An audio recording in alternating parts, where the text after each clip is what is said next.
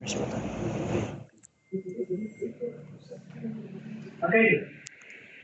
so Revelations chapter 16. Revelations chapter 16.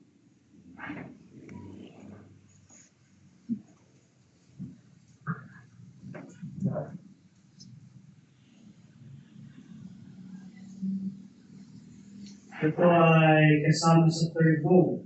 No?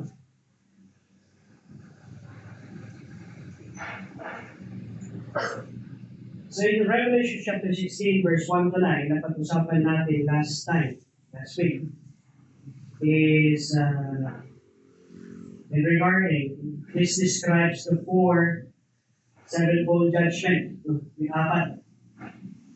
And God pours out upon His wrath dito sa mundo. The last sevenfold judgment is the third woe. Ano? Siya yung third woe. Yan. So, nakapalawag yun sa third woe. Yung first woe, judgment, is painful source afflicted those who bear the mark of the beast and worship his image. By the way, ano ibig sabihin ng woe? Kung naalala rin yung sinabi ko last time, it is ano ibig sabihin? Cup, diba? Cup of suffering. Na ito yung ininom ng Panginoon in our behalf doon sa cross ng Kalbaryo. No? Ang bowl is in the Hebrew word gabya. Ibig sabihin ng bowl is gabya, meaning cup. And this is the cup of suffering that He will pour out. No? Imbis na ang Panginoon ang kukuha ng suffering na yun, it is yung mga tao that would rebel against Him. He would pour out His wrath, the cup of wrath and cup of suffering sa kanila. No? Kaya makikita natin na from this period ay ipapakita na ng Panginoon the last time that He would ask the people to repent and they will not still repent. Yan. And the first bowl is faithful source, afflicted those who bear the mark of the beast. Ito lang is yung may mark. No. May mark ng beast. Yan. Sila lang ang apektado dito. Yung mga walang mark, yung walang mga marka, ay hindi ito apektado. Sila lang. Yung mga may marka lang, yung may apektado dito. Second is, the bowl or the cup of suffering is poured into the sea and it turns into the blood. And every living thing in the sea dies. Isang significance ito kung bakit napaka-importante that the sea was turned into blood. What is the first miracle that God did? Turning the water into wine. No. And bakit niya ginawa yung first miracle?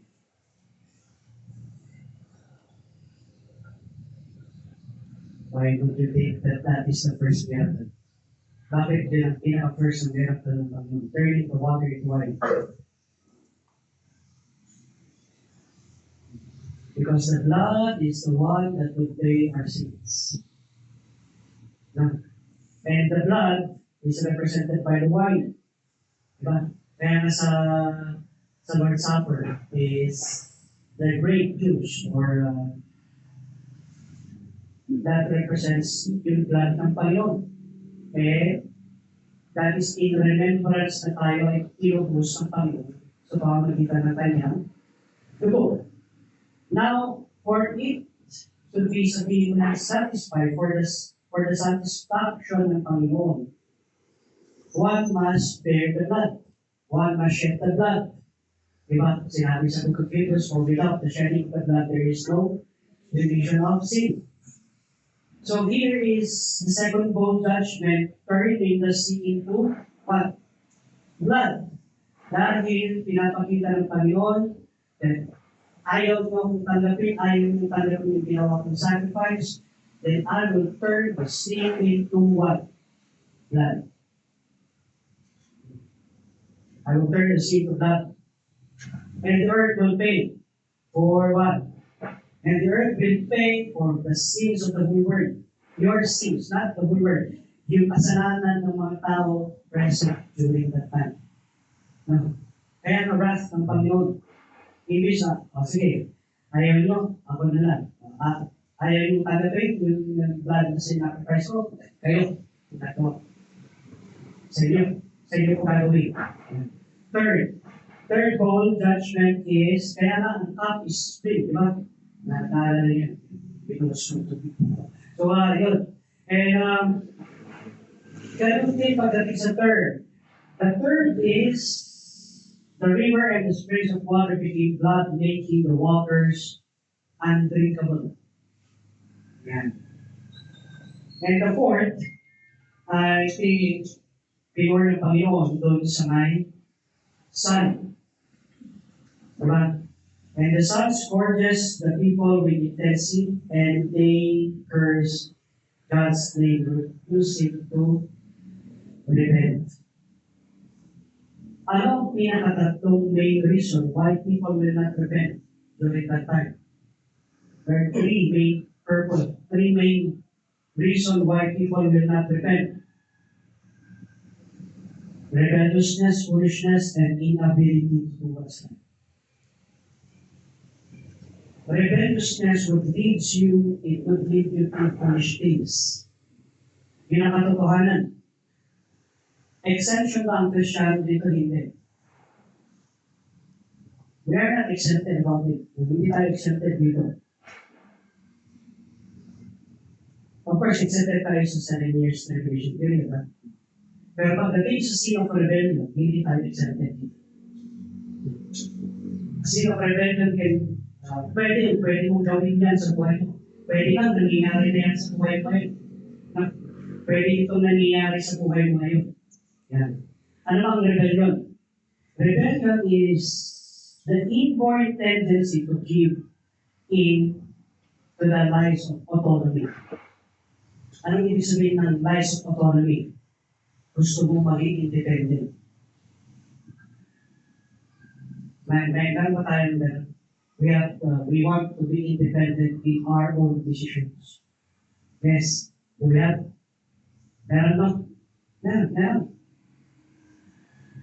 Self-sufficiency and self-focus.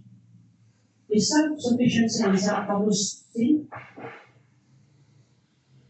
It would lead to rebellion if it's not properly done. Ang independency natin, as we are not demand ng Panginoon for us to be independent. Ang ginawa ng Panginoon is for us to be dependent. Trust in the Lord with all thy heart, with all thy soul, with all thy might. Diba? Hindi sinabi, pagkatapos mo pagkatiwalaan, bahala ka na. Hindi. Ang sinasabi ng Panginoon is you trust God in every process that you will do sa buhay. Trust God. Diba? Kaya nga, seek ye first the kingdom of God and all these things shall be added unto you. Seek. Before you do things, you seek. Hanapin mo muna ng Panginoon. And then God will add. Kaya nga, ang rebelliousness is baliktad nito. Ang kabaliktaran ng trust is rebelliousness. It's, you like to be alone. Ayaw mo mapakilaman ang buhay mo. Ayaw mo mapagsabihan. Ayaw mo makorek yung dapat i-correct sa ng Panginoon sa buhay mo. That is leading to rebelliousness, and that is the lie of autonomy. Ang autonomy is, ito yung pinapasan batas dito sa atin sa Cordillera. No? Self-autonomous, wala namang problema sa self-autonomous ng Cordillera. I have nothing against that. No? But it would lead into pride, and it would lead into rebelliousness. Kaya si Satan, what is the first sin that had happened sa mundo? Not in the earth. Sa mundo? It's the sin of pride. Not. Sino may pride? Si Satan. Bakit siya nagkaroon ng pride? Because he rebelled against God. That's the starting. No? Kaya papansinin mo ngayon, kahit sa iyong Christian life, am I rebelling against God? Then if we are rebelling against God, then we need to correct that. No. Because rebellion will lead to foolishness. Anong foolishness?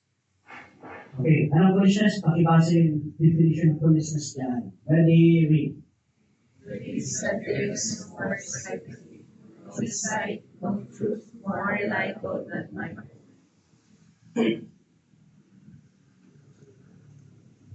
Hindi mo kasi naiintindihan. Ganun na yun. Ganun na. Ang foolishness, it will lead to the words na hindi mo kasi naiintindihan. Because the perspective is, ang iniisip natin na perspective is, yun, ikaw lang. Tama yung perspective mo. Tama yung iniisip mo. Then, if you are full, anong sabi doon sa Bible, sa Psalms? The fool says that there is no God. Kahit Panginoon hindi mag-uusap sa iyo. Pero pasalamat ka kung ang banal na Espiritu ay kinakausap ka at kinigil ka. Ibig sabihin is piniprevent ng banal na Espiritu na ikaw ay maging foolish. Because foolish decision will what? Lead into what? Lead to insights that there is no insight, no truth than my own. Wala nang ibang katotohanan kung hindi nakikita ko lang. Wala nang ibang katotohanan kung hindi nararamdaman ko. No? Tandaan natin, sinabi sa Bible, that even our feelings can deceive us. Di ba? Maraming in love ngayon performing. Tama? Eh marami din dahil sa in love na yun, marami din nagkaroon ng foolish decisions. Ano mga foolish decisions? Na nandun sa February 14. Na nandito sa mga time na ganito in love ka. Because I love him, then I will give everything sa kanya. That's foolishness. Diba? That's foolishness. Ang sinasabi ng Panginoon is, you just need to give that, no, mga linis, kailangan mo lang ibigay yung puri mo when you're already married. Tama? Kaya nga, love will blind. Sometimes feelings blind. And feelings would lead to foolish acts. Kahit kasi ako, pastor. That's the more reason why you need to listen. No, dahil it will lead to foolish action. Tandaan nyo yan. No. Pero it starts with a rebellious heart. Pagkatapos ng rebellious heart, it will, what? Start with after that foolishness.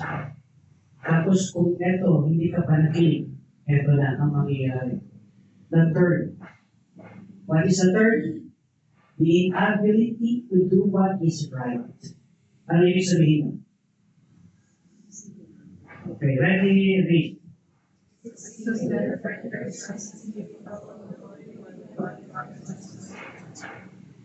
is a sin that renders us incapable of doing what God wants us.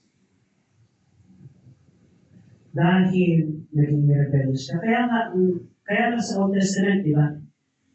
Rebelliousness is a sin of witchcraft.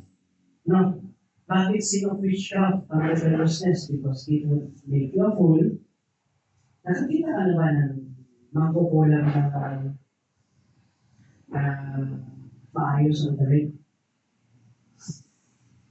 Maayos na namin. Wala. Wala, no? Kaya nakita na rin yan. Makukulang na maayos na namit. Wala. No, wala. Halos lahat, buwag-hagin ang buhok, mga ganun, di ba? At the same time, ay para siyang baliw, pero naniniwala yung tao sa baliw. Right? Nakikita niya? Why? Because it will lead to foolishness. Kaya nga, when we are a fool, and we keep on being a fool, sabi mo na, we keep on fooling ourselves. Not knowing yung truth ng sinasabi ng Panginoon, then there will come a time that you will have no capability to do what is right. Doon mo na lang makikita na lahat ng ginagawa mo mali. Lahat ng decision mo mali. Right, why? It starts with rebelliousness. Second is foolishness. And the third is the capability to do what is right. Oh, ganun pala yun. Yes. No, ganun yun. That's why, it's not a reason kung bakit, it is a reason kung bakit they will not repent. Tingnan niyo, let's now take a look at Revelation chapter 16, verse 10 to 11. Okay. Kindly read Revelation 16, 10, 11, and there's a screen ready to read. And the angel poured out his vial upon the sea of peace. The kingdom was full of darkness, paying all their drops for faith. And the last of the God of heaven was their knees and their swords, and defended the Lamb of grace. The fifth bowl judgment is unleashed upon the earth. Ano ang ulit ang bowl?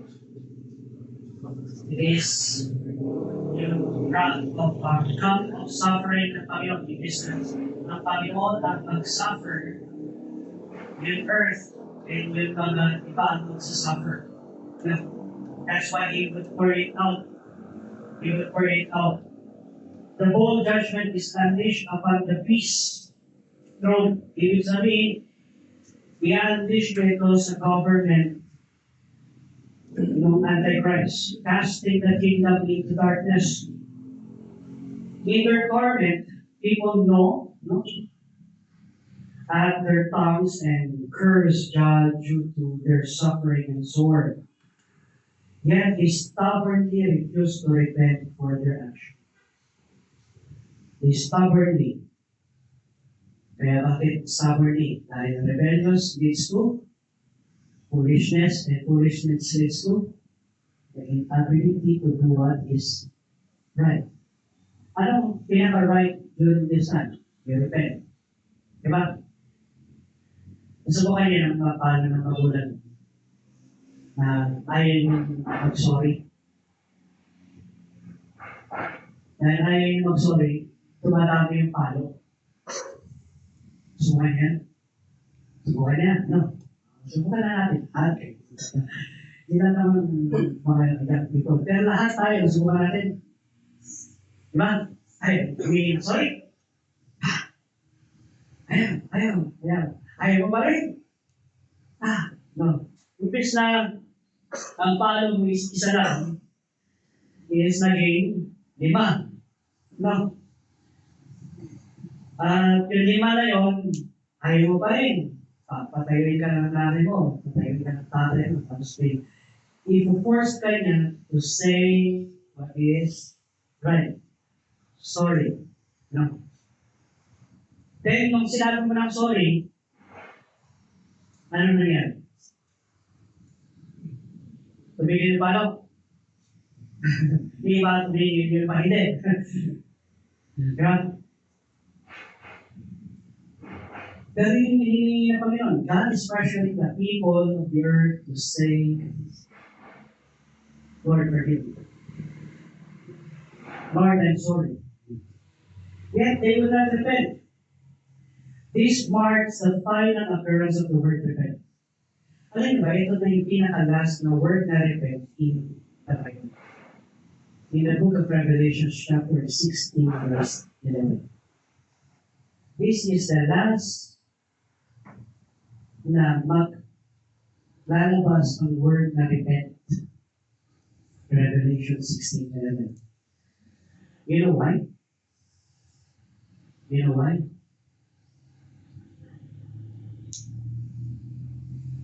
Biro mo naman, God has been giving man 6,000 years to ask forgiveness.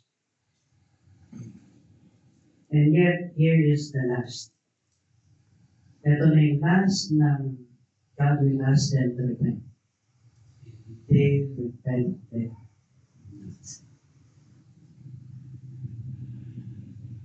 The final occurrence of the word repent in the Bible. Why is this very important or significant?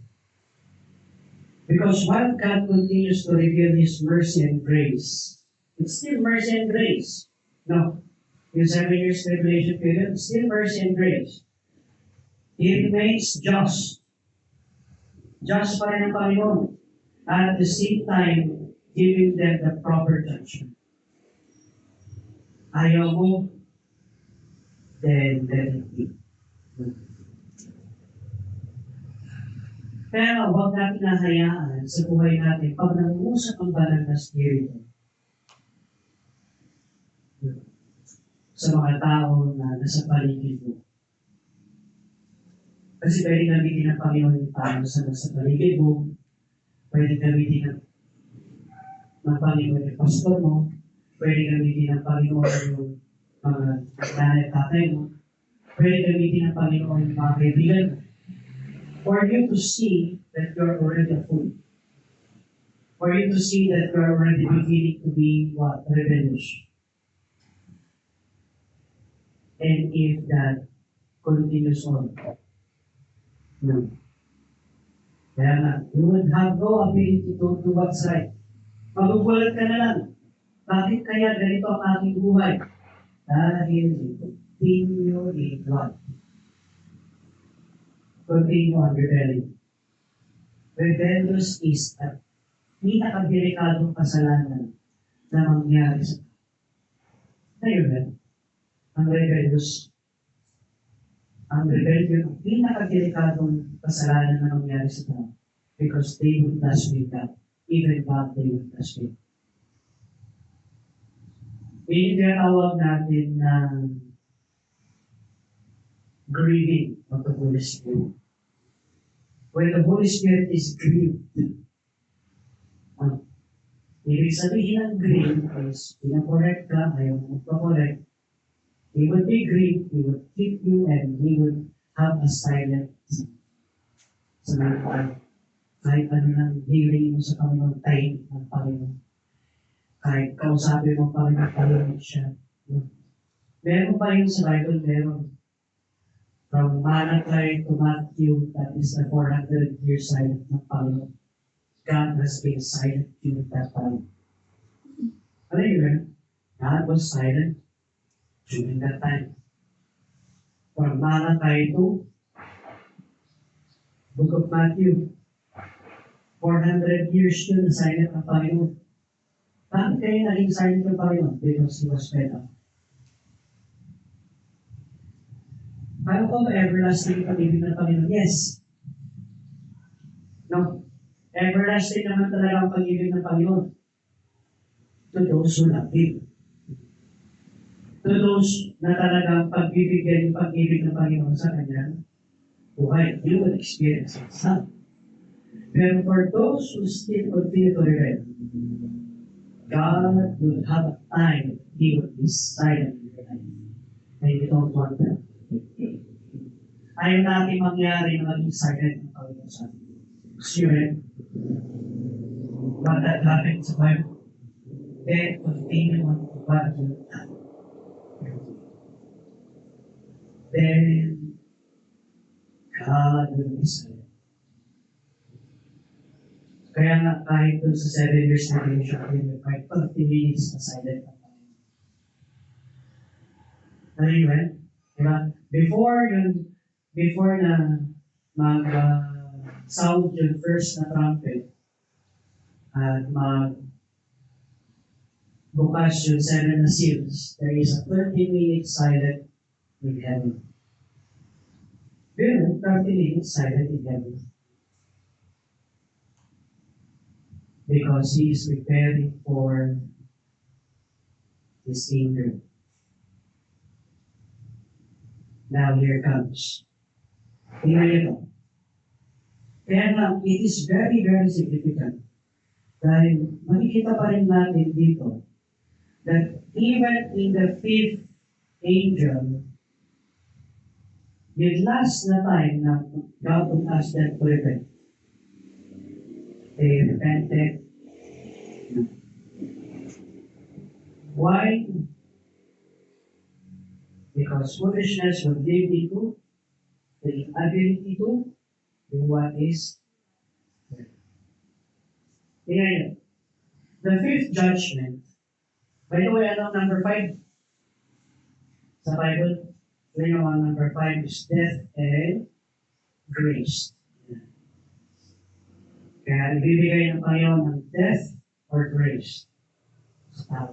It's death and grace. The fifth judgment focused on the beast kingdom, symbolizing the pervasive evil and opposition to God. Darkness could be literally and represented or spiritual blindness. Kaya spiritually blind, I am piliin ng Panginoon. Your suffering intensifies, but instead of turning back to God, people will curse Him, showing the hardness of their hearts even in judgment. Naka-close pa rin ang kanilang feast. And kaya nga, ano ba yung seat of the beast? The seat of the beast refers to the central power of the throne, or what we call the Antichrist government. Ito yun. Ito yung ino-offer ni Satan kay Jesus Christ. I will give you the kingdoms of the world. Kasi kaya niya ibigay. Dahil nabuong kingdom na yun, dito sa lupa is yun. Si Satan. Saan nagsimula? Saan nagsimula ang kingdom ni Satan?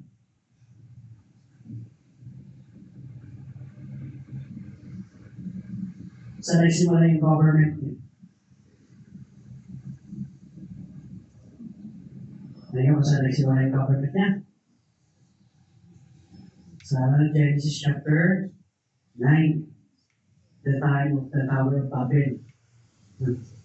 The time na talaga nagkakaisa ang mga tao to reach heaven without the acknowledgement ng Panginoon.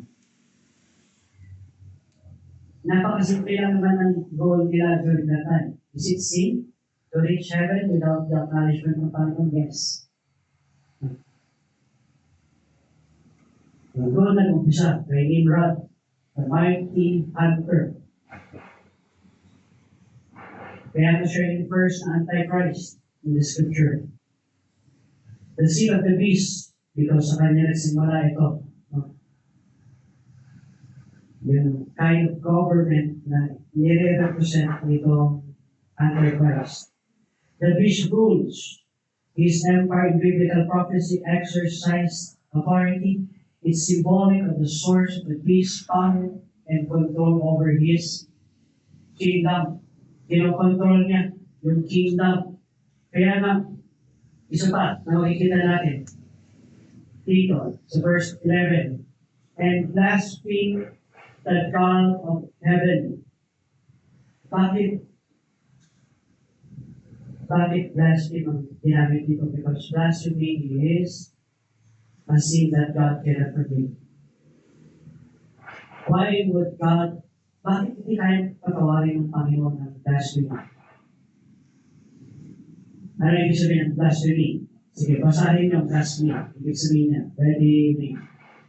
Blasphemy is showing disrespect or lack of reverence for God, first sacred things. It involves speaking or acting in a way that mocks or dishonors the divine. Sesame is considered a serious offense in the country. It disrespects or lack of reverence for God's sacred things.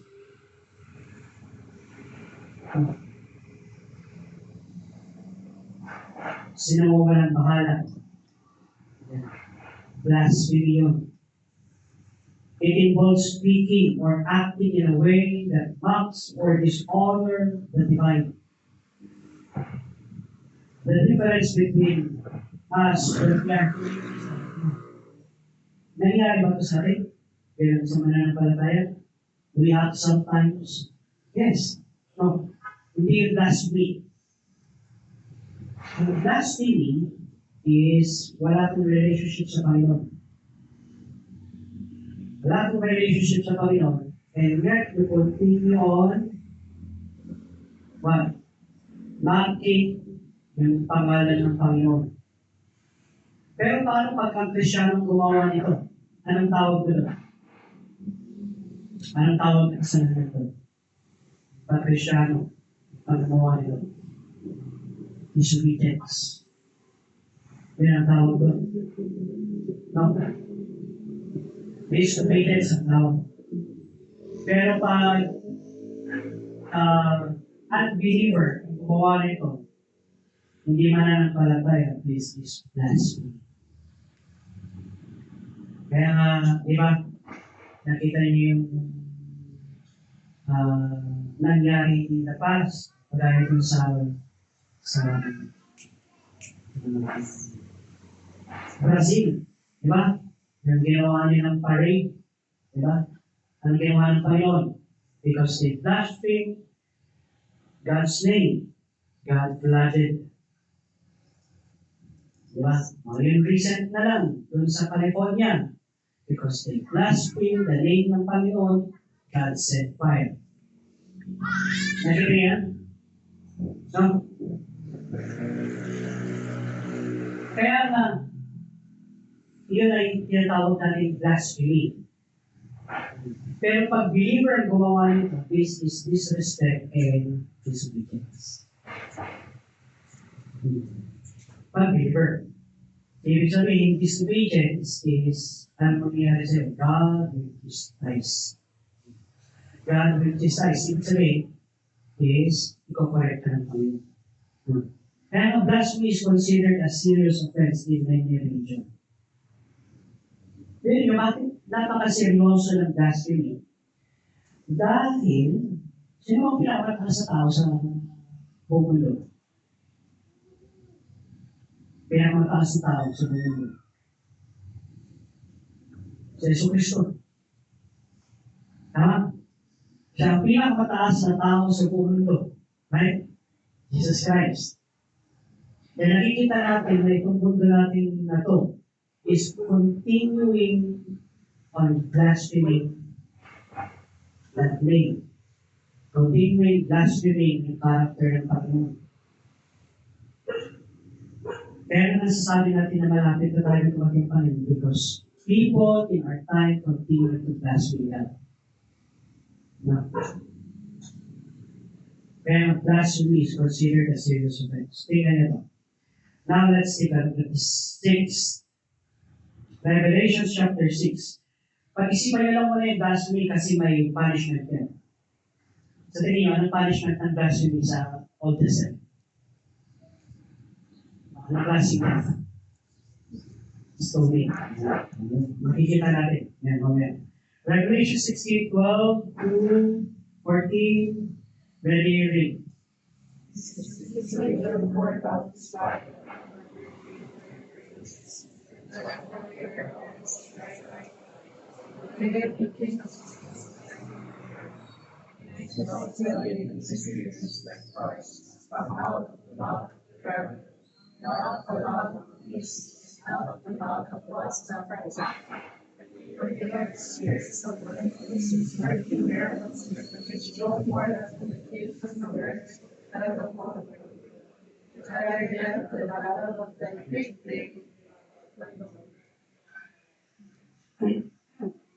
Nakita niyo yung result ng kanilang rebelliousness?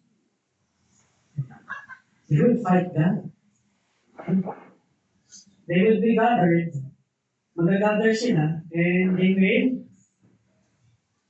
lalabanan nila ang Panginoon. Ito, kaya ko lang, mga bunso lang mga experience ito, kaya hindi bunso, no? Yung second siguro, no? Second, experience na. Experience yun ang gusto nyo labanan yung buhay mong tigil. Lalo nyo kaya nyo. Kaya kita. Have you experienced that? Because it would lead you to foolish decisions. Diba? Dahil sabi mo, babae, kapag gusto mong babae, pinakakuya mo. Diba? Suntukan. Kaya alam mo, mas malaki ang katawan niya. Diba? Bakit kaya nagkakaroon ka ng ganun klaseng desisyon? What's the reason? The reason is foolishness. Because foolishness will lead you to foolish decisions. Diba?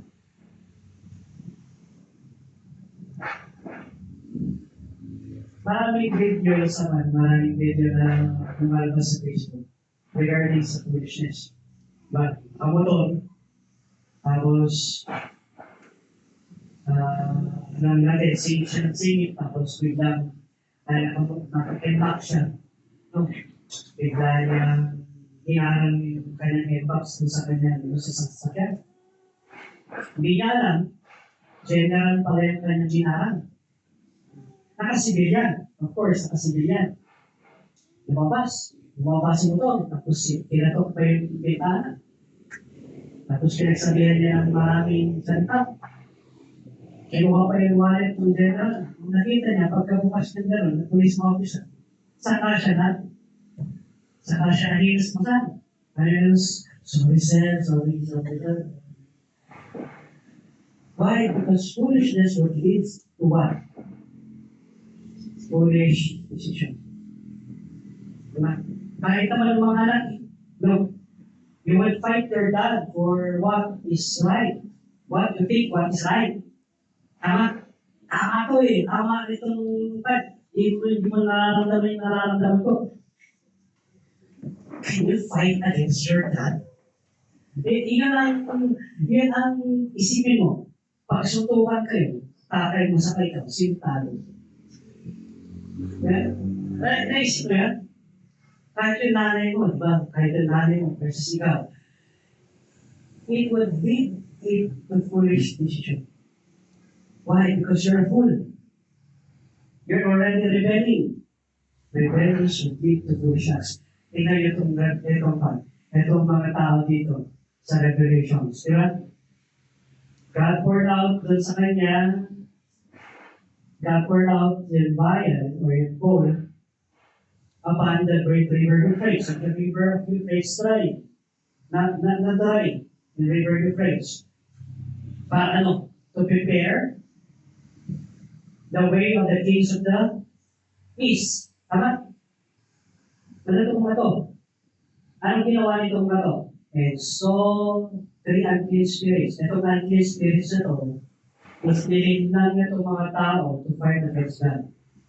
Kaya ang pagdating sa verse 14, for they are the spirit of the devils working miracles which go forth unto the kings of the earth, of the whole world, to gather them to battle of that great day of God Almighty.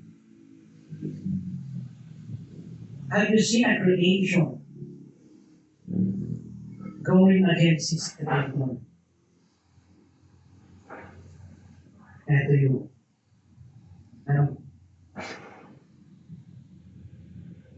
makita mo ba lang siguro yung kamay ng Panginoon during the time ng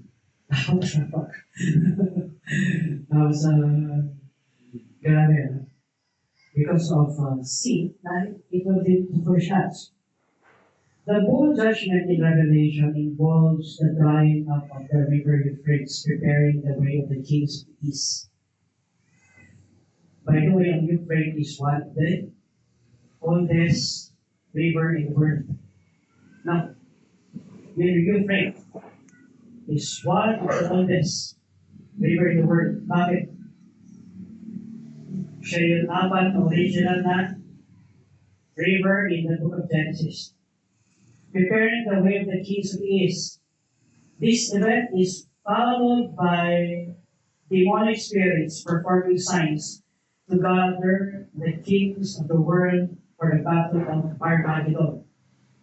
Now, Harmageddon. Harma is battle, Megiddo is the place. Megiddo. Yun yung place, kaya Armageddon. Hindi ito yung movie ni Bruce Willis. Parang yun. Armageddon movie ni Bruce Willis. Hindi ka kailangan siguro yun. After 1999, Bruce Willis. And Armageddon. Kaya na in Genesis, the Euphrates is one of the four rivers that flowed out of Eden, watering the Garden of Eden and forming a vital part of the landscape in biblical narrative. It is mentioned along the Pishon River, the Gihon, and it is mentioned with Pishon, Gihon, Tigris, or ano yung sa Bible natin? Letter H.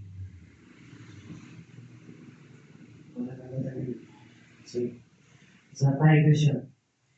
Rivers often symbolize life. Tandaan nyo yan. Sa Bible, ang river, it always symbolizes life. Bakit? Psalms 1 verse 3. Ano sabi doon sa Psalms chapter 1 verse 3? And he shall be like a tree planted by the rivers of water that bringeth forth his fruit in his leaf also shall not wither, and whatsoever he doeth shall prosper. Kaya na river of life. Ano? Kaya pagdating sa millennial time, ang river is manggagaling sa Jerusalem. Kaya pagdating sa eternal state, ang river is manggagaling sa trono ng Panginoon. Because it will give life. Kaya ang river symbolizes life. It's a sustenance of life in the Bible. Meron pa ba itong Gihon?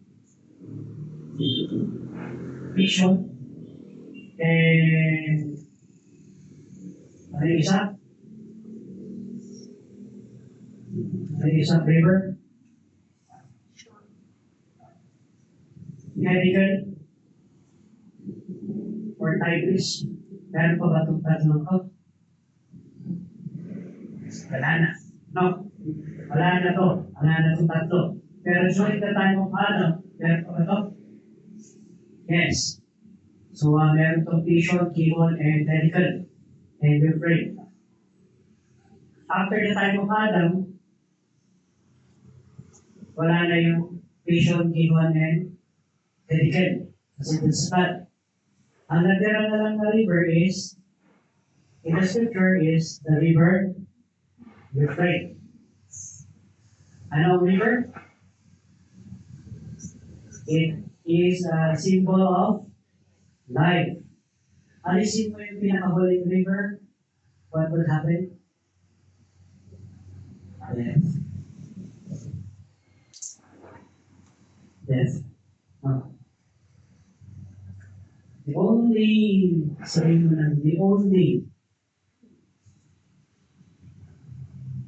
kaya nga isang paraan na makikita natin na malapit ng Panginoon is to try when the river is being dried up, and siya yung last na river na na-mention sa Bible, then aalisin ang aalisin pa rin life. Kaya na God is going to prepare that for the kings of the east doon sa battle of Armageddon. No? To prepare them in the battle of Armageddon. Kaya ang river symbolizes life. They are the source of nourishment, blessing, prosperity. A righteous person is like a tree planted by rivers of water, symbolizing growth and vitality. Kaya ang Kristiyanong dry, hindi siya pumupunta sa river of life.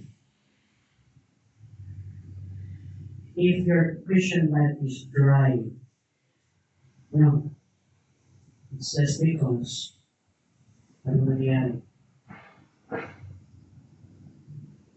Wala kang nourishment na nakukuha sa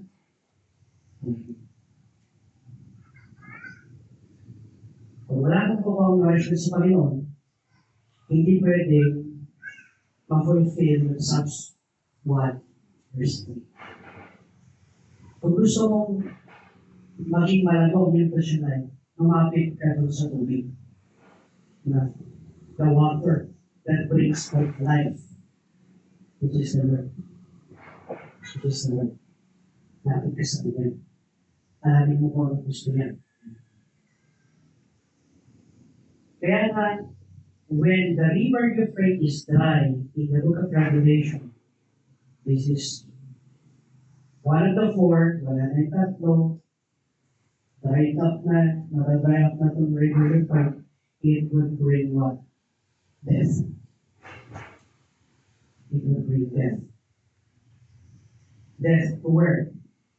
Death to the people that are nandito sa world. Kaya kung salamat tayo, hindi pa masyadong dried up ang river Euphrates. Natadry pa lang siya. Natadry pa lang siya. Okay. Ano yung frogs? Di ba na-mention? Na-mention dito, yung frogs, right? The spirit like frogs in 4. Ano yun? In the ancient Jewish people regarded frogs as unclean and repulsive. Diyos to mga Egyptians. Ang mga Egyptians ay nire-respeto nila ang mga palaka. So they have the frog goddess. No. Why frogs? Bakit kaya frog ang sinabi dito? Have you ever thought of why na frog ang sinabi dito? Frog-like spirit.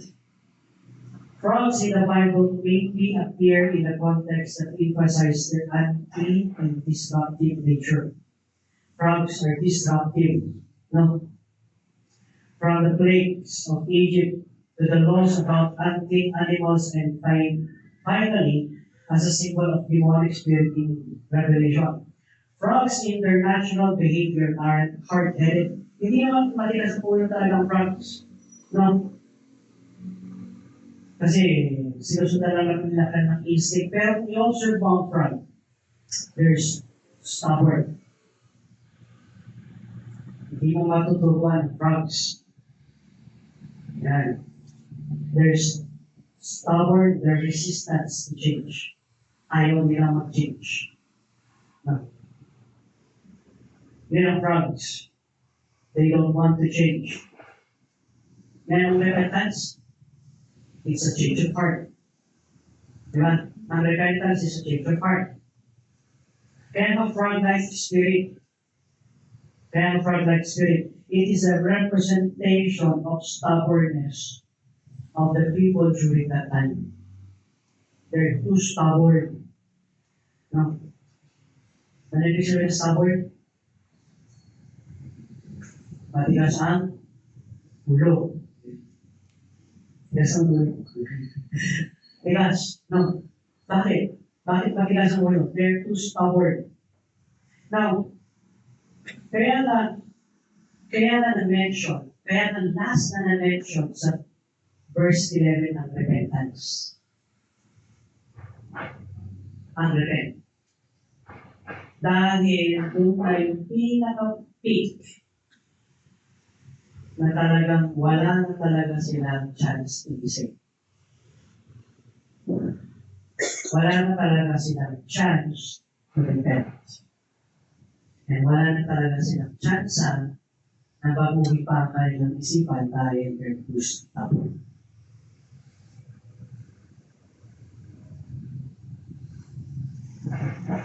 Ang stubbornness ba nangyayari sa buhay din natin? Yes. No. Di ba? Are we stubborn at times? Yes. Di ba? Stubborn din naman tayo. May stubbornness din naman tayo. Kaya kung titignan natin, tingnan nyo ito sa Revelation chapter 16, verse 15 and 16. Basahin niyo yung 15 and 16. Ready, read. Behold, Behold, thy comes to thee. Blessed is he that watcheth, and who cares. Blessed is walk naked, and they see his saving. When the other and the brethren from great small and do go down are. tingnan nyo ito. The word na ginamit dito, blessed is he that watcheth and keepeth his garments, lest he walk naked and they see his. Saan ito unang nangyari? Saan unang nangyari ito? Kay Adam sa kay Eve. Di ba? Lest they walk naked and see their shame. Ano sinabi ni Adam? I am ashamed. Dahil I'm naked. Di ba? Kung tinatawag siya ng Panginoon in chapter 3, Adam, where are you? Where art thou? Ang sinabi niya is, I am hiding because I'm naked and I am ashamed. Bakit ashamed? You know what's the feeling of shame? Ang feeling of shame is because you know that you have done something. Diba? Mahihiya ka kung alam mo may ginawa ka, mali. Pero kung wala kang ginawa mali, mahihiya ka. Okay. Hindi ka mahihiya. No. Iba naman yung pupunta kasi sa bahay tapos mahihiya ka. Siyempre, mahihiya. Diba? Sa person yun. Pero pag nakita na, wala na, walang mahihiya. Pero, diba, dito, dahil he has done something wrong. Kaya nga sinabi ng Panginoon, no, sinabi ng Panginoon, behold, I come as a thief. Bakit I come as a thief? Ito yung tinatawag nila ng reference na sa Testamento, hindi. Iba to. No. Thief dahil hindi na sila handa. Hindi sila handa sa gagawin ng Panginoon. Because they think that God will prolong His anger. They think that God will be merciful kahit ganun ang kanilang ginagawa. No. They think that God would give them another chance. But let us remember, ang last chance nila is nasa verse 11. They repented not. Wala nang repent kasi from the following verses, from verse 12 to chapter hanggang sa last chapter ng Book of Revelation, wala nang repentance. Pasok tayo dun sa millennial time, dun sa pinakahuli na papakawalan ulit si Satan, tapos si Buddha si Mary. Wala nang repentance dun. Wala na. You know why? Wala na siya ng repentance because Jesus is already there. Ano pa ba ang proof? Ano pa ba ang ibibigay na proof ng Panginoon na siya ang tagapagligtas? Wala na. Kaya if people in the millennial period would resist God, they will resist Him. They would be like angels when they rebel against God, no chance of salvation. Kaya nga, behold, I come as a thief. Blessed is he that watcheth and keepeth his garment, lest he walk naked, and they see his shame. He gathered them together into the place called in the Hebrew tongue Armageddon, or Megidon, Armageddon. Kaya na ito sa Megidon. Now, etong conflict na ito, this conflict is not a struggle between nations, but rather nations opposing God. Psalm chapter 2 verse 2. Diba, sinabi lang, why do the heathen rage and the people imagine a great thing? The people have set themselves against me, against His anointed, saying, no? Talagang sinet na nila yung kanilang mindset ba? Mindset. Nagkaroon sila ng mindset na ano, I will fight against God. Bakit? Because foolishness would lead to ability to do what is.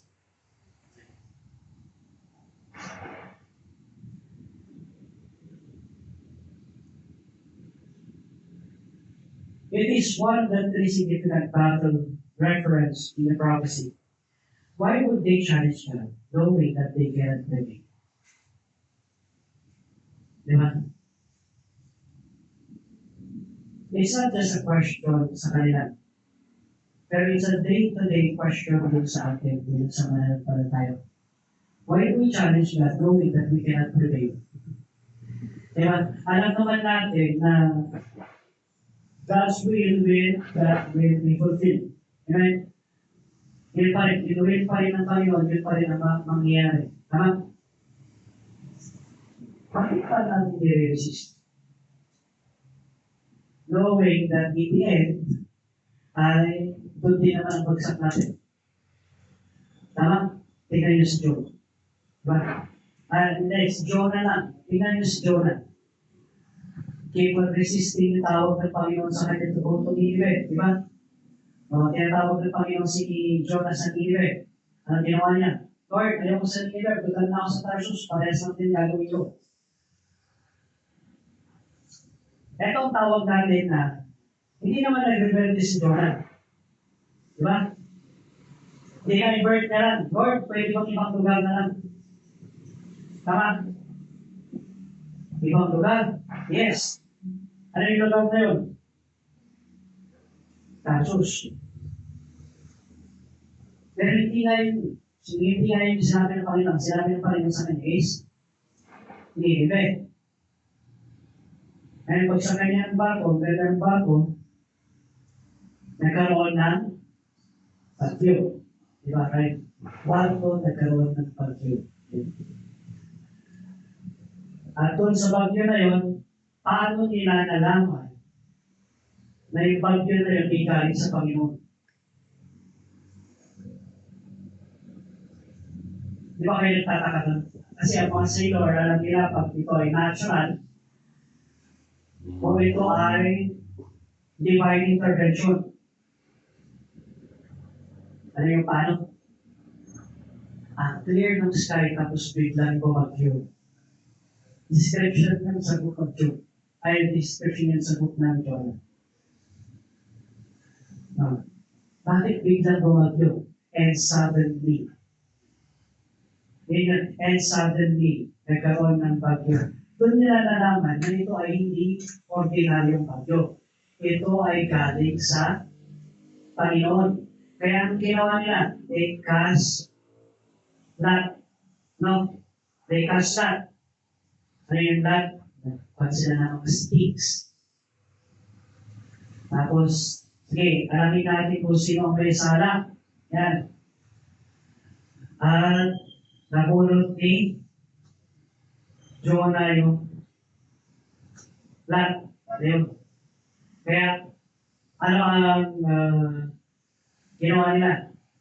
Ginawa ni Jonah, sabi niya gano'n, tapon nyo na lang ako palabas ng bago. The moment na tinapon nila si Jonah palabas ng bago, naawa naman sila kay Jonah, di ba? Tayo ng dagat, tapos natapon niyo siya. Ano nangyari? Kinain siya ng malaking balyena. Diba? Sa balyena, nandun sa Book of Matthew, sa whale. And biglang tumahimik yung paligid. Naging maayos ang kanilang lakad. Dahil itapon siya sa Jonah. Pero, ganun din pagdating sa kamay natin. Why would we challenge God when we know that we will not prevail? Because it's a foolish act. It's a foolish act to challenge God. Kaya isipin natin mabuti. Maraming foolishness na nangyayari sa ating buhay. Just like Jonah. The moment that you surrender is the moment that the storm will come. The moment na yung kahit nasa gitna ka ng gera, it will be smooth na magiging kwenta.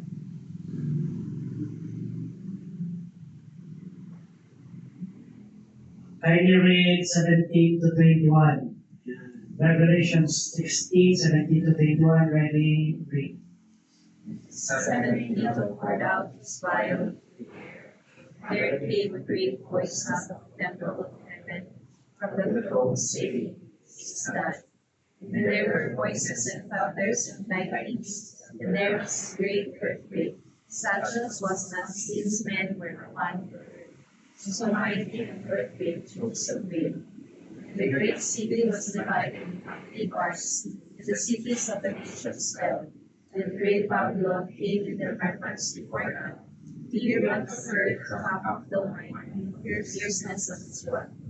And every eye was led away, and the mountains were not found. And there fell upon men great hail out of heaven.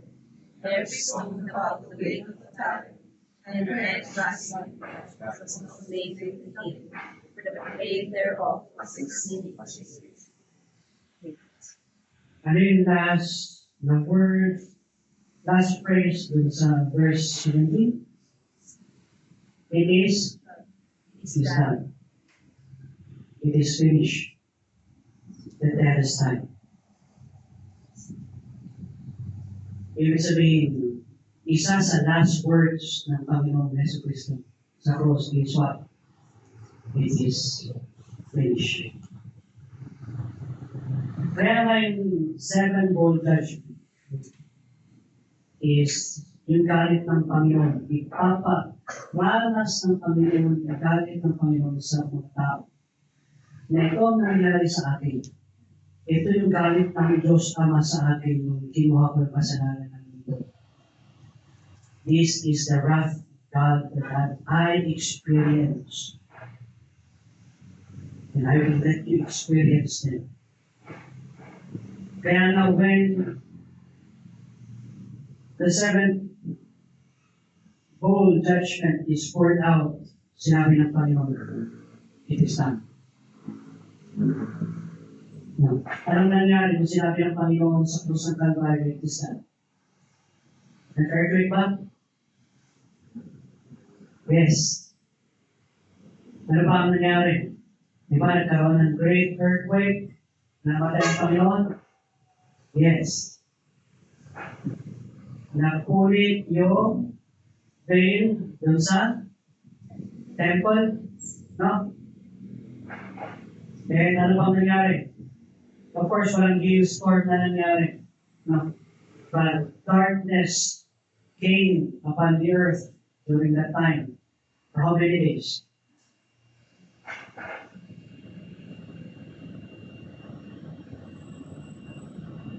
Darkness was kinover ng Panginoon ng darkness dito during that time. This is what happens here. sa sevenfold judgment. Darkness. Hindi gumana yung solar light.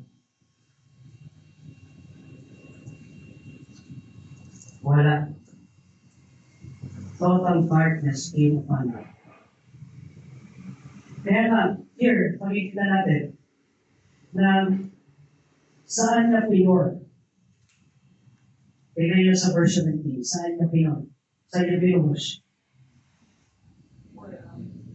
Into the air. Bakit sa air? Kasi una, pinor out niya sa mga tao. Di ba? Doon sa may part ng beast. Pangalawa, pinur-out niya sa may sea. Di ba? And pangatlo, pinur-out niya sa river. And then yung pangapat, pinur-out niya sa sun. Yung panglima, pinur-out niya sa river Euphrates. Di ba? Para hindi para mag-drive. Yung 6 is tapos na natin ano yung nangyari sa 6. Sa inyo, Pinor? Sa River Euphrates pala yung 6. So, isa yung 5th. Diba? Kaya nga death and grace. Then the 7th is here. Pinor out sa air. Bakit sa air? Sige, tanong ko muna kayo. Bakit sa air? Bakit sa hangin? Ano yung bakit? Anong isang title ni sikat? Praise of the power of the air.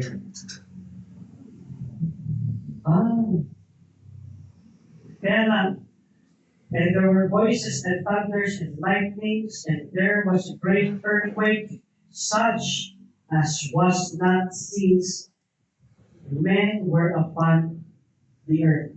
Ibig sabihin, daig niya pa, itong earthquake na to, daig niya pa yung Genesis chapter 7 and 8. Now, na great earthquake na nangyari sa mundo. Wala pang katulad to. And the great city was divided into how many parts? Bakit kaya 3 parts? Sinong great city na to?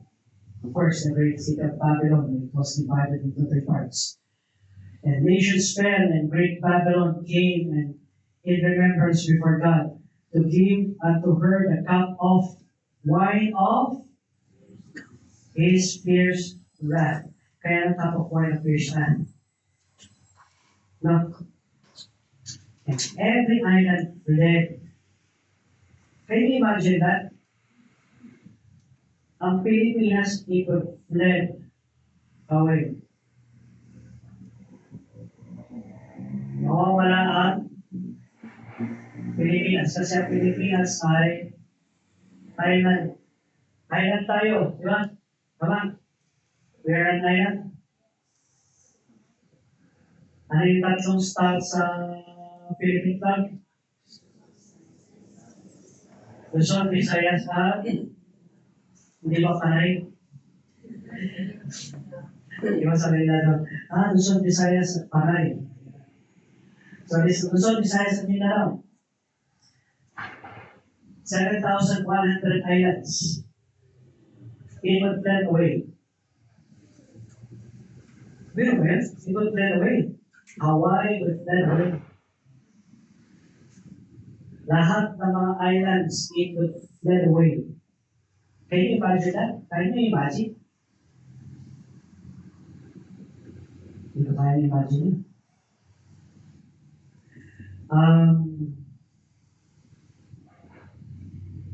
And mountains were not found. Wala nang lusot ang Baguio. Saka wala nang lusot ang mountain province dito. At Cordillera.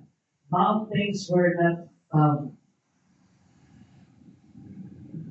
Can you imagine yung world na walang mountain at flat? Ito subukan. Experiment. Huwag kayo na train. Mag-form kayo ng mga mountain. Saan? Tapos bigla yung kayo na gano'n. Tapos binahin niyo ng iba na ilang lugar bago mag-flatten. So, tapos imagine in a big scale. Yung buong words na shake na gano'n. Can you imagine that? The whole earth shakes.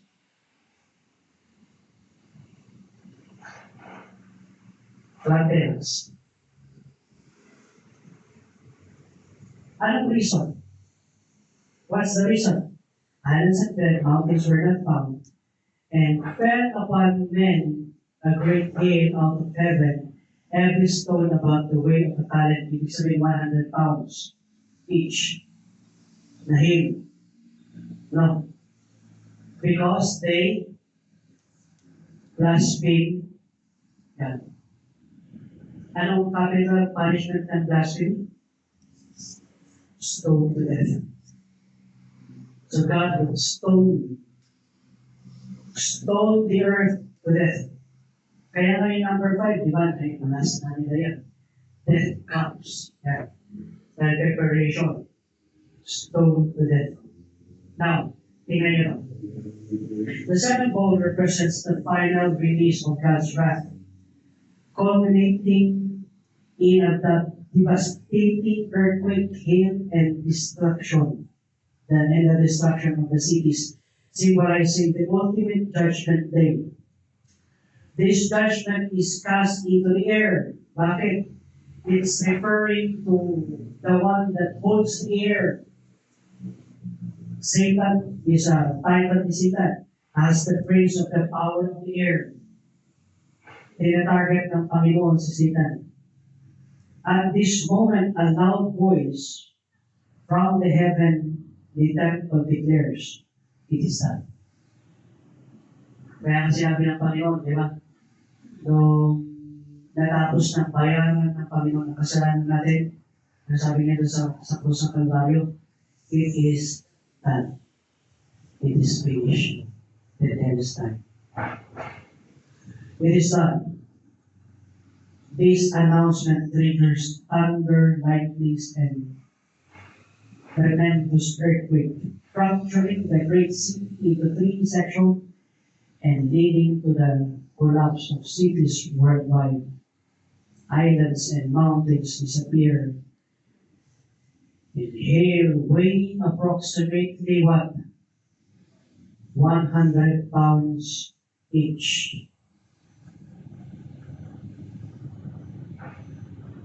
Grabe laki nun, no? 100 pounds. Dapat ng Panginoon. Kaya nga, it will come to think of it. No? Bakit gano'n na tayo galit ang Panginoon? Dahil tanda natin, ang goal is God's suffering. Anyway, imagine this. Kaya nga dito sa seven-fold judgment, ito yung nangyari kay Jesus Christ nung tinanggap ko siya bilang Panginoon at Panginoon. Ito yung galit ng Panginoon sa kanya. Nakita niyo yung galit ng Panginoon kay Jesus Christ nung kinuha niya lahat ng kasalanan ng mundo. Can you imagine that? Diba? Kaya nga, when Jesus Christ said, it is finished, it is done, natapos na yung kanyang suffering. Pero this was done before he was crucified and in the time that he was crucified.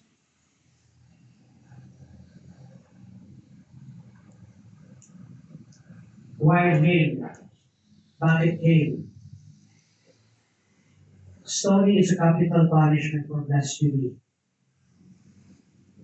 Ano ibig sabihin ng blasphemy? disrespect, dishonors God. No? Pasalamat tayo, hindi na natin pwede gawin itong kasalanan na ito. This sin is not present sa isang Kristiyano. Blasphemy is not present sa isang Kristiyano. Blasphemy in the Bible was seen as a severe offense because it directly disrespected God's ways. They disrespect God. The community involvement in the stoning served to reinforce the collective responsibility to uphold divine law. This punishment was intended not as a retribution, but as a deterrent against action that could harm the spiritual integrity of the community. Bakit they would stone to death ang isang tao? Hindi ba sila naawa doon? No. The punishment is not for the person that had sinned blasphemy. Kung bakit yung mga tao, they would stone that person to death para makita nila. Kaya nga kung sinabi ng Panginoon, he who has no sin cast the first stone. Diba? Naalala niyo yung sinabi ng Panginoon kayo when the Lord befriended yung isang lady. So, sino may walang kasalanan cast the first stone? Did the Pharisee cast the first stone? Wala. Bakit hindi nila kinast? Bakit hindi nila binato? Dahil alam nila na hindi nila naman ginawa ang capital punishment. Anong capital punishment niya? Did he blaspheme God? No, he did not. She did not blaspheme God. But at the moment that they pick up the stone and cast to that person, it is a reminder sa kanila, we are casting this stone dahil ayaw namin blaspheme sa pangalan ng Panginoon. Kaya masakit. Kaya kung yung may awa-awa pa, kukuha na siya ng malaking bato, ibabato niya na doon sa ulo ng tao para matapos na yung kanyang paghihirap. Sino pala ang unang na-apply ng punishment na? Sino? Ang first na tao na stone to death. See? Stephen. Hindi si Stephen. Si Achan. Naalala niyo si Achan? Diba? Si Achan doon sa Book of Joshua. Diba? Nagtago siya. Sabi ng Panginoon, huwag kayo magtatago, huwag kayo magkukuha ng pagmamayari itong mga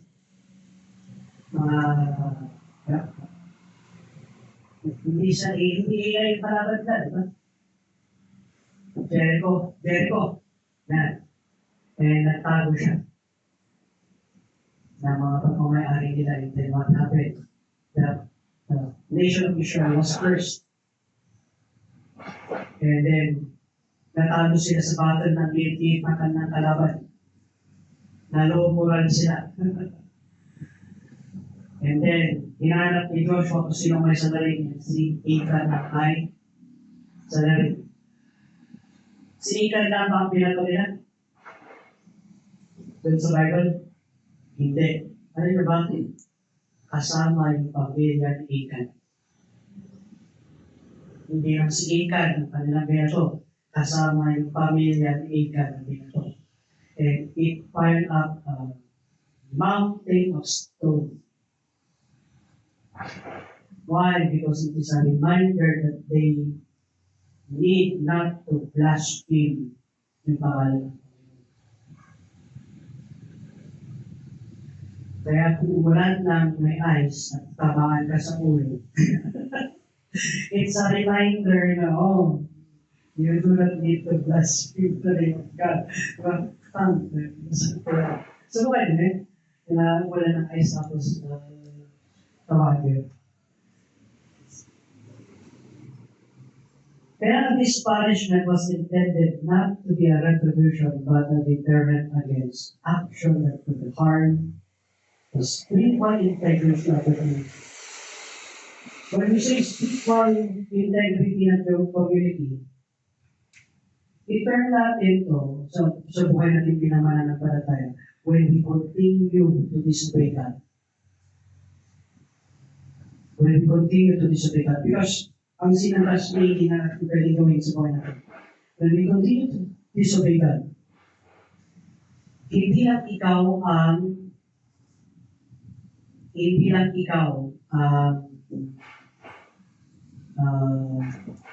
nagkakasala nun.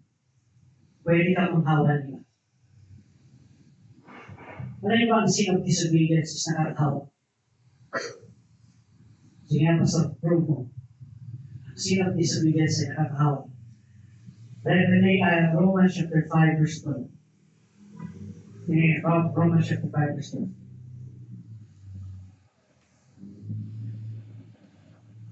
Romans chapter 5. Verse 12 and verse 18. Wherefore, as by one man sin entered into the world, so death by sin, so death passeth among men, for that all have sinned. Verse 8, verse 19. For as by one man's disobedience many were made sinners, so by the obedience of one shall many be made. Clear, di ba? The disobedience of one, many were made sinners. Kaya ang sin of disobedience is nakakahawa. The more you disobey the Lord, hindi lang ikaw ang apektahan yan. Tao sa paligid mo, mga kaibigan mo, and you are putting them, kung hindi sila mananampalataya, you are putting them into an action of blasphemy.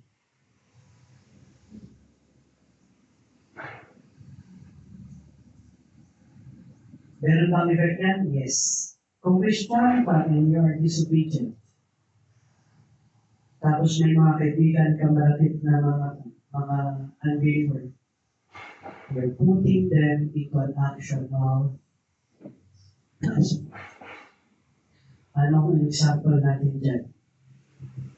Sige, magbigay tayo ng example. Paano nangyari sa inyo? Kilala niyo ba si Britney Spears? Sino may kilala kay Britney Spears? Kasi yung mga latest naman, latest. Kilala niyo ba si sila ba ang anak ng pan? So, tayo ng place na si Britney. Anak ng Vico yun. Kaya si Britney Spears, anak ng isang pastol. Can we say that that person is saved? Possible. Pero how many persons yung songs niya influence? How many people that yung mga songs niya influence? To rebel against God? How many? Millions. Lady Gaga.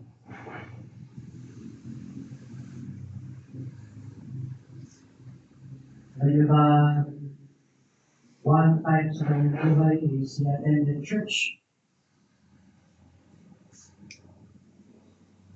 Yet, he disobeyed God. Kung we ever want to, how many persons he influenced to blaspheme God?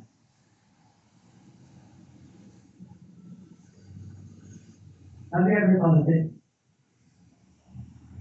Kaya nga, disobedience is the sin of God. Kaya na yung unang kasalanan na ginawa talaga ni Adam at ni Eva. Because nakakahal. Very negative. The integrity of the community.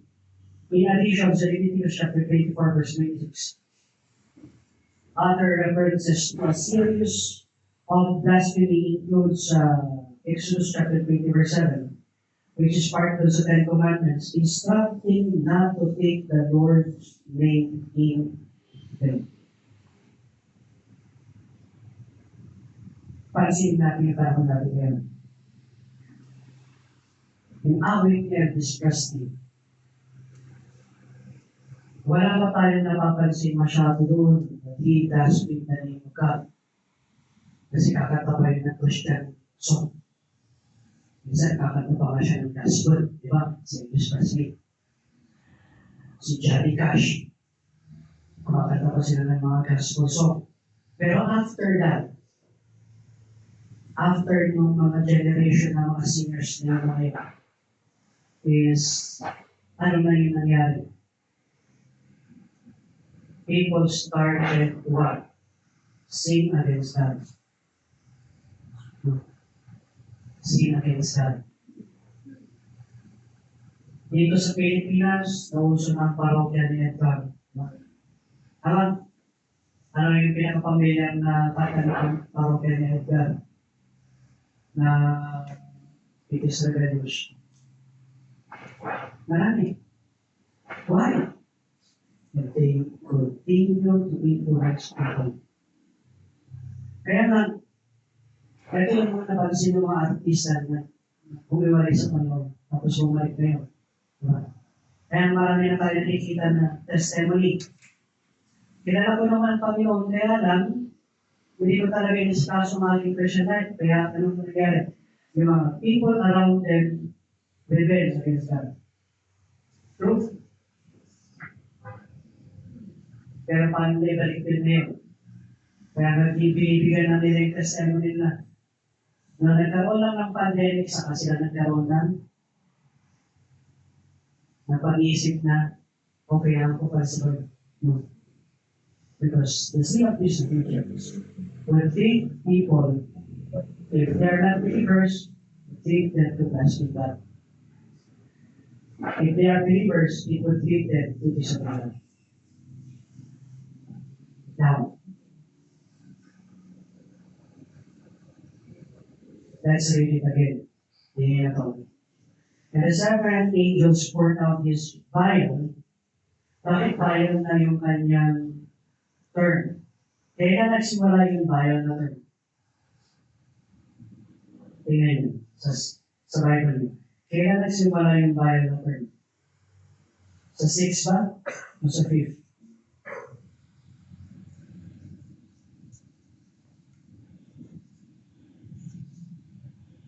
6 is vial. Pagdating sa 5th, it's vial. Pagdating sa 4th, vial na siya. Tama? Pero pagdating sa 1, kaya kung titingnan natin, bakit vial? Whole, tapos vial. What's the difference? The difference is God is already going to his Christians. Sa verse 11, si Christians. Kaya pagdating dun sa 6, bold, and 7, bold, judgment, 7 by judgment. Wala na parang sa chance. And there came a great voice out of the temple of heaven from the throne saying, it is done. Voices and thunders and lightnings, and there was a great earthquake. Kayo ng voices. Have you ever wondered why kayo ng voices? Is this our voices?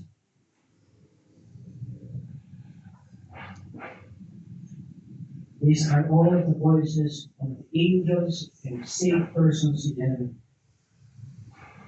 saying, "It is true, you are just." Kaya nga, we're just to give this judgment. Dapat lang Panginoon. Kasi dito na hindi natin mararamdaman, dito na ma-realize ng mga tao sa langit kung bakit talaga ginagawa ng Panginoon itong 7 o judgment. It's right. For 6,000 years, you have suffered so long. And this is the end of your suffering. Ito na yung end ng suffering mo, Panginoon. And we will give praise dahil ito na yung last. Thunders and lightnings, there were great earthquake, such as was not since men were upon the earth. Simula nung nabuo ang tao ay walang klase ganito. Kaya nga, ano nga tayo dito? Parang hindi kasi ito tingnan niyo. And there fell, verse 3 on, and there fell upon them great hail out of heaven, every stone about the way of a talent. And man blasphemed God because of the plague of the hail. For the plague thereof was exceeding great. It's exceeding great.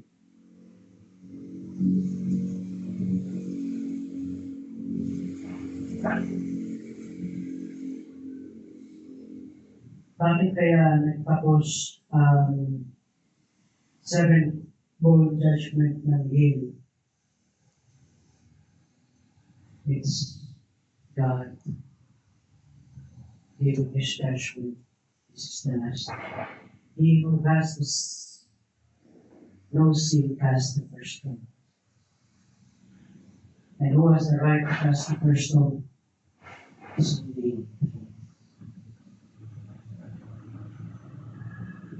only the Lord who has the right to cast the first stone like a very good. Kaya every law sa Bible, bakit kaya ang capital punishment ng blasphemy is stolen in the Old Testament? Because gagawin ko ng Panginoon at the end. He will stone people to death.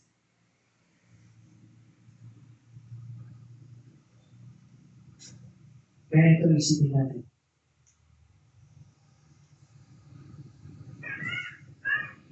Is your walk with Christ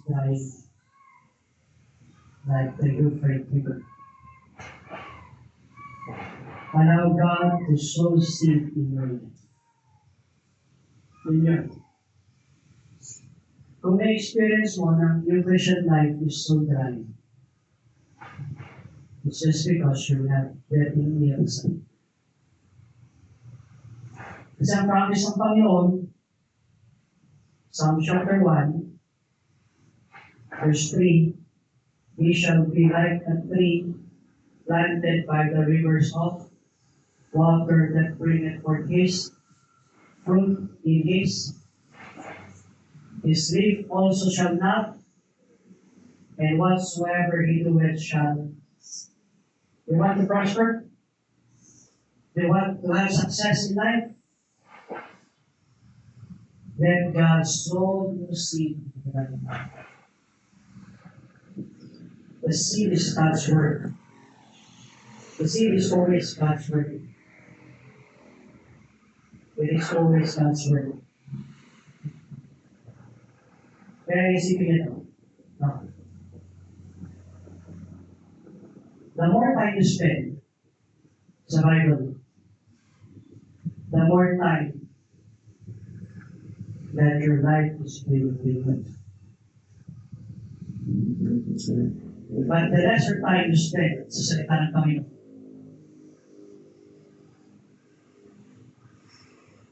or possibility that your life will be matutuyo ang buhay. Kaya nga, the secret to life is loving this book. Loving this book with all your heart, with all your mind.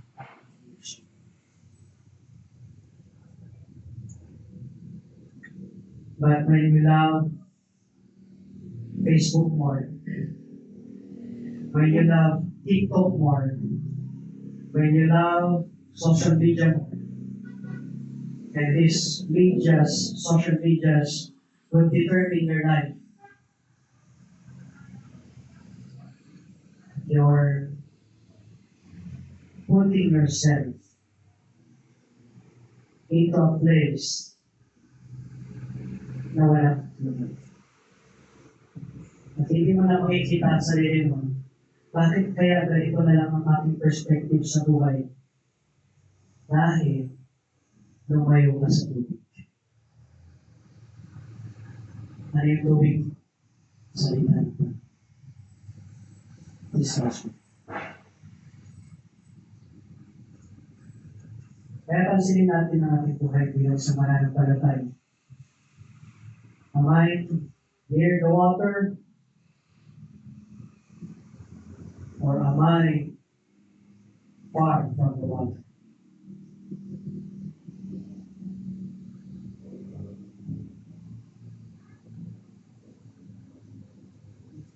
Isipin natin. Kasi napaka-importante dito sa buhay natin. When we are far, we can influence people. But when we are near, we can influence them to be near. Whenever head down and eyes closed, are you trying? Yung first na question, why are you trying? Is your Christian life?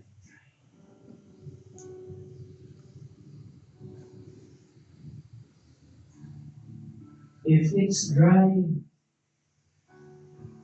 saan? Bakit naging dry? Saan ka? Ano yung bagay na nagpa-dry up mo? Is it God? Of course, not. Is it the circumstances in life? Of course not. It is day-to-day choice. It's a day-to-day choice.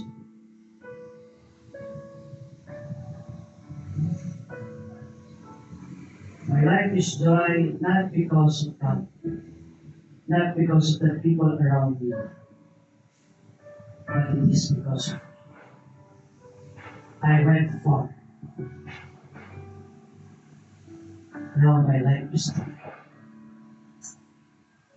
That is what is happening in your life today. For this time, kindly raise your hand and I will pray. Yes, yes, yes, yes.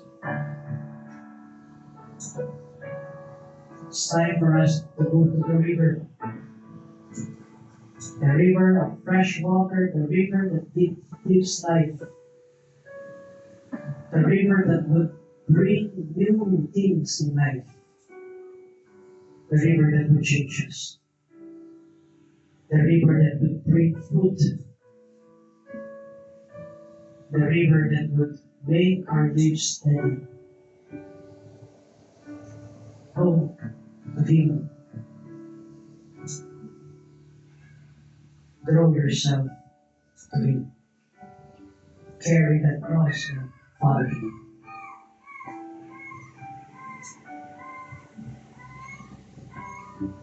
Today, isa pang question.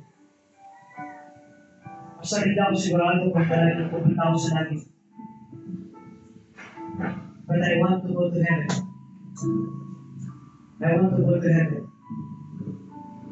Gusto kong malaman na sigurado na ako'y pupunta sa langit. Kung hindi ka sigurado, you can raise your hand and I will pray for you. Anyone? You're not sure kung ikaw ay pupunta sa langit. You're not sure kung may relationship mo sa Panginoon as your personal Savior. Anyone? Okay, let's pray. Father God in heaven, thank you, Father God, for taking us this time.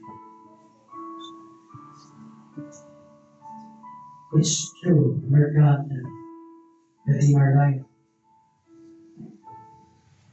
many times in our life we disobey.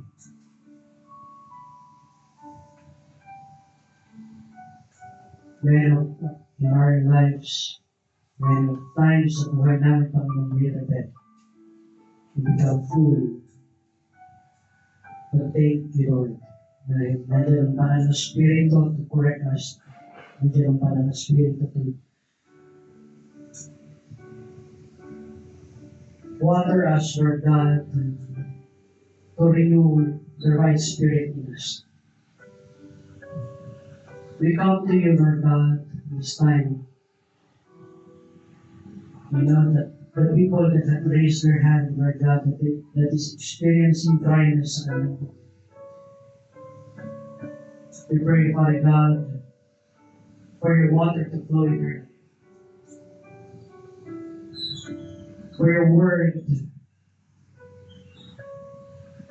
to be part of their life. At the same time, Lord God, your plans would be their plans. And we also to pray, Father God, for kung ano man yung nagkikiper na lumapit sa tubig. May makita, kapagmasdan, at magawa ng paraan, Panginoon, para lalo pang lumapit sa tubig. Salamat sa iyong presensya ngayong umaga. Salamat, Panginoon, sa iyong kabutihan at awa at sa iyong pag-ibig. Ito po aming dalangin sa ngalan ni Jesus. Amen. Amen. So,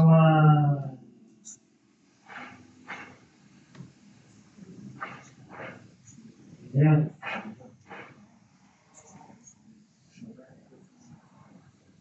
So yung sevenfold judgment, and next, ay babalik na tayo sa